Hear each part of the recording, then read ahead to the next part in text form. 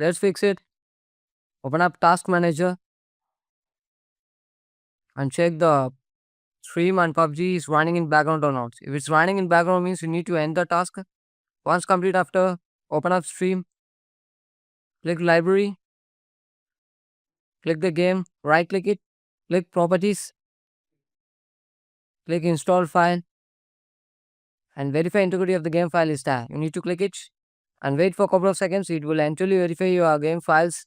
If there is any issue, verify it. Be patient for a couple of seconds. Once it's complete after, it will throw up the message. You have seen how all the files are successfully validated. Once complete after, click the stream and click settings. Click download settings. Scroll down and search for clear download cache. Click it. And after that, click confirm. Once you click confirm, it automatically come outside of the stream. And again, it will asking to log in.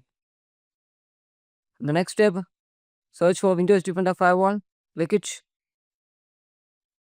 Click allow an app of features to Windows Defender Firewall on the left hand side.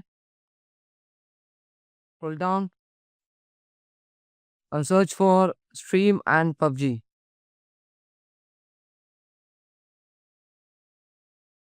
And make sure it should be enabled in both private and public. If it's not means you can enable. Search for stream and make sure it should enable in both private and public. If it's not having means you can add it. Click allow another app and you can add it both PUBG and stream. You can browse it and add it.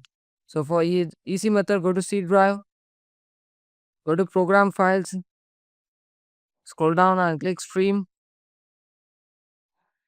and you can add it. So this is how to add. So you need to add both PUBG and stream and make sure you should enable in both private and public mode. Click OK and come back.